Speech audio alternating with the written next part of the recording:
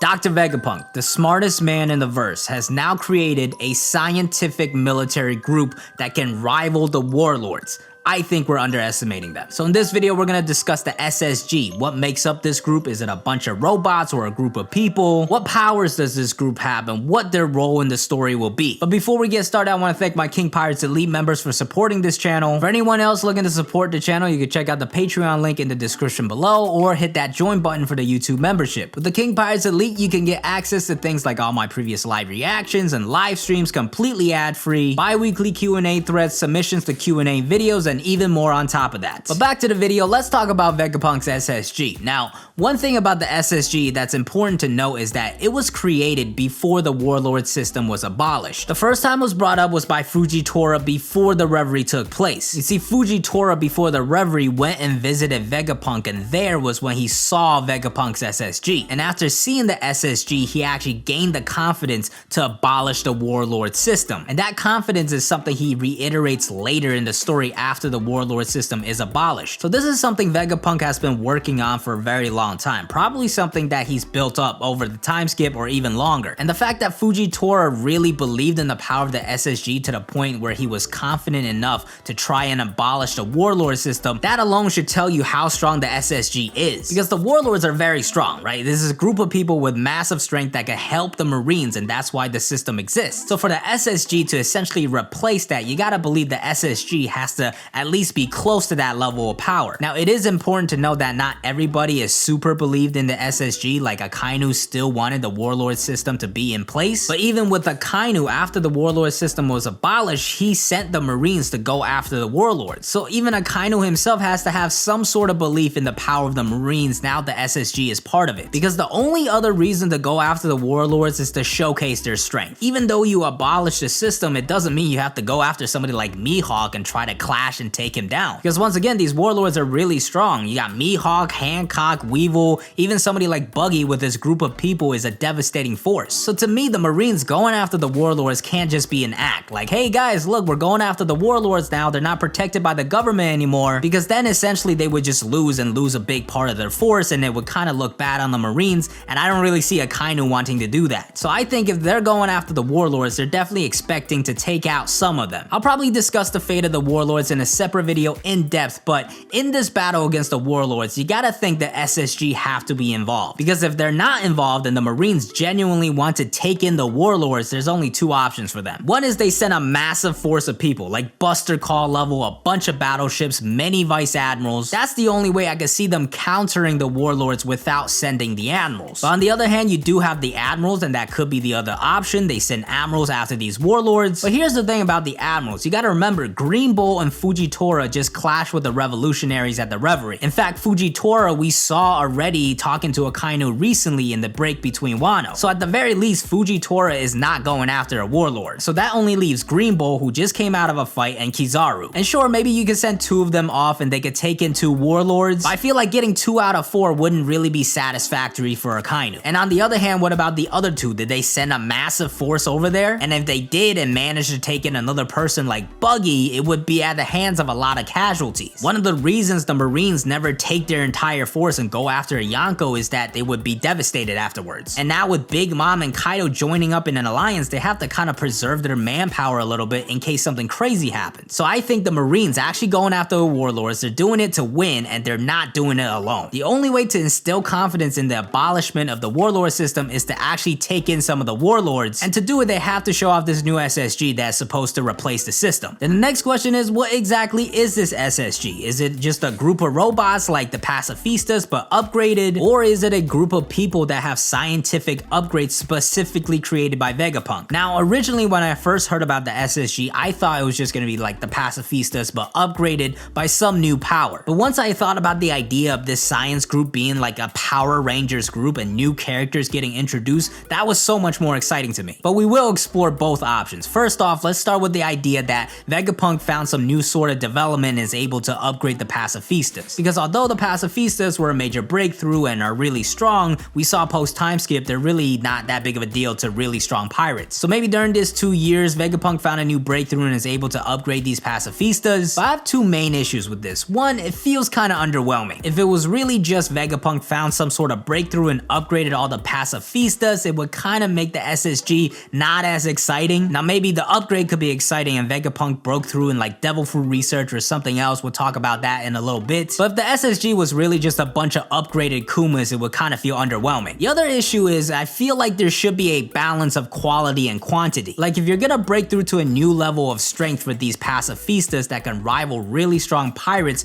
I feel like the quantity of them that you could develop has to lower. And if that's the case, you essentially get a small group of elite robots, which is not that exciting either. So overall, in my opinion, I feel like the SSG just being a group of robots doesn't really have a lot of creative pathways. But it is still certainly possible. Oda is a very creative person. I'm sure he could incorporate some really exciting powers. But the other option of the SSG being this elite group of people with different power-ups is just so much more fun to me. And if you think about Oda, this man just loves introducing and creating new characters. Every single arc he introduces a whole new cast of members that are super exciting. I feel like with the SSG, he wouldn't just waste it on a bunch of brainless robots. One thing that does interest me is when Fujitora talked about Vegapunk's SSG, he does refer to them as a creation. Now, this could still go either way with like a scientific upgrade to a bunch of robots or the creation of this group, but that little dialogue could be a possible hint. Now, as far as what the actual powers of the SSG are, I actually think we have a good amount of hints. Think about post time skip and the scientific powers that have been showcased post time skip. It's been a pretty consistent thing. It started with Caesar and Punk Hazard and the creation of Smile Devil Fruits, which is still a major factor of Kaido's crew in Wano right now. But Caesar also showcased deadly gas weapons and a whole bunch of other stuff. We get to Whole Cake Island and we learn about Judge and the creation of artificial humans and clones and raid suits. And even now in Wano, we're seeing Queen, who might have a Vegapunk connection as well, but he is also showcasing deadly plagues and a possibility of him having cyborg powers. So already post time skip, we've seen science being used at a very, very high level. So think about how strong this SSG could be when Vegapunk, the smartest person in the world, is creating it. Especially when a lot of the powerful stuff we've seen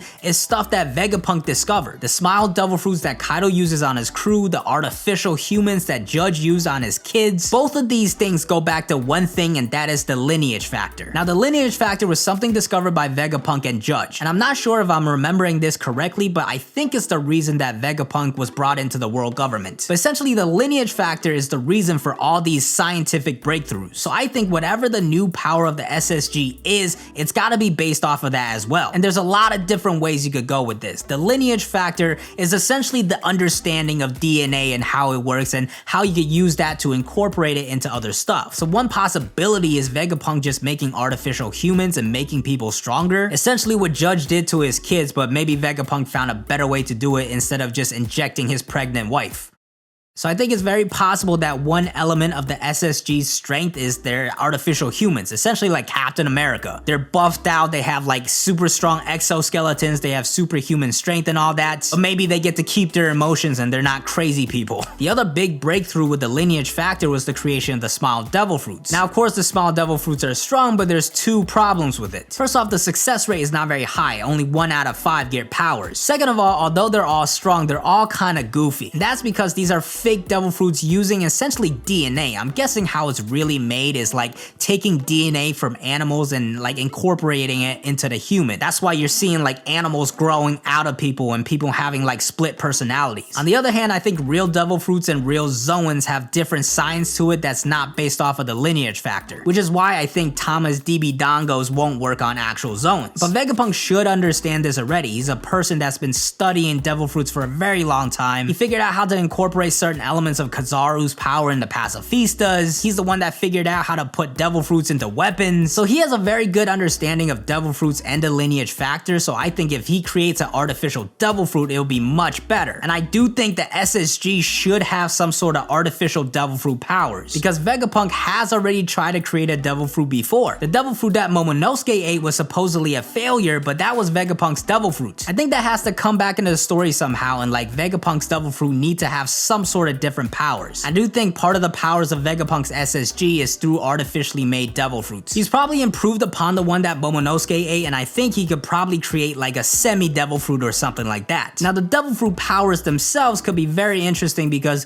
there were two specific experiments that he did on Punk Hazard that could have been very dangerous, and that is dragons and gigantification. Both of those experiments was to try to gain more strength. Now the experiments on Punk Hazard failed. The two dragons weren't really that strong. Gigantification on the other hand didn't work for him because he was a moral person and didn't do like experiments on kids and stuff. But it has been years since then, and I don't think he's given up on those projects. Let's start with gigantification because I think the lineage factor could easily apply to that. If Vegapunk could create an artificial devil fruit with a better success rate, why can't he use like the lineage factor and like the DNA of giants to incorporate it into that devil fruit? So I think maybe during the time skip he made a breakthrough and learned gigantification, therefore proving you don't need to do all this immoral things to try to figure it out like Caesar. On the other hand, maybe he didn't quite figure it out, but remember who just recently went to him? Those giant kids. So maybe seeing those kids and the failed experiments of Caesar, he was able to get that last piece of knowledge he needed and successfully learn gigantification. I think if he does create an artificial devil fruit, which I feel like there's foreshadowing for him to do, using the lineage factor to create a giant devil fruit would make sense. Now the other experiment he was working on was dragons. Another race that's extremely powerful, and I think it's a race that a lot of people overlook. One of the legends of Ryuma was the fact that he slayed a dragon in Wano. Now we can actually see that dragon in the one-shot monsters, but that was from like the 1990s and that dragon didn't really look that strong. So I feel like we're going by the story right now. Real dragons are like terrifyingly strong. Now how come we haven't really seen any dragons? That's a really weird thing, I admit. There has been the speculation that Kaido is a dragon, which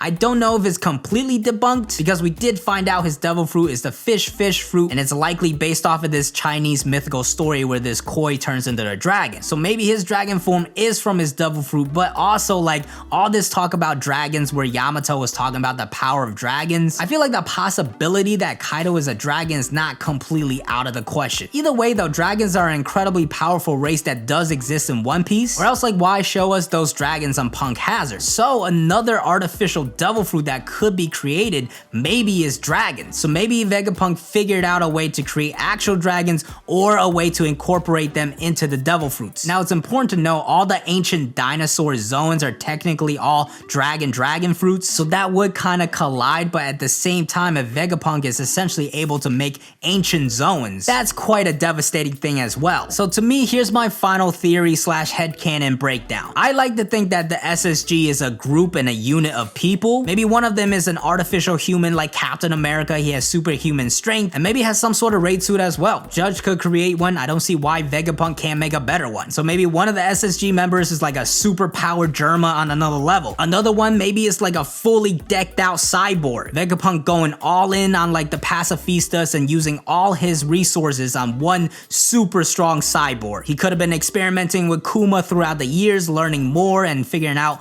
other devil fruit abilities to incorporate into this cyborg. So that could be another SSG member, and then you have two more that ate artificial devil fruits, one with the giant fruit and another one with the dragon fruit. And that right there is 4 super strong SSG members, and guess what? There's only 4 warlords. Kuma is technically a warlord, but he might even be dead already. So maybe each one of them gets sent after a warlord, and that's how they prove their strength. And there's definitely other possibilities for other powers for these SSG members. Those are just the best ones I could think of on the spot. I'm really excited to see this SSG in action soon, whether they're like this Avengers group or just a bunch of upgraded robots. I just want some answers, and I actually do think we're gonna get some answers soon, whether that's in between Act 3 and Act 4, or Vegapunk coming to Wano himself, which I think is very possible. And I'll probably discuss that in depth in another video, but Tashigi should be with him right now, and Tashigi has to come to Wano. But what are your thoughts on the SSG? I'm sure you guys have some great theories on what these guys could be, so let me know all your thoughts and theories in the comments below. But as always, thank you guys for watching. I hope you enjoyed. If you did enjoy, please hit that like button. To keep up with this channel, you gotta hit that subscribe button, hit the bell to get notified. Once again, thank you to all my King Pirates Elite members for your support. Join the King Pirates Discord in the description below. Follow me on Twitch, I'm D Streams. Follow me on Twitter, I'm DKing4, and I'll see you guys next time. Peace.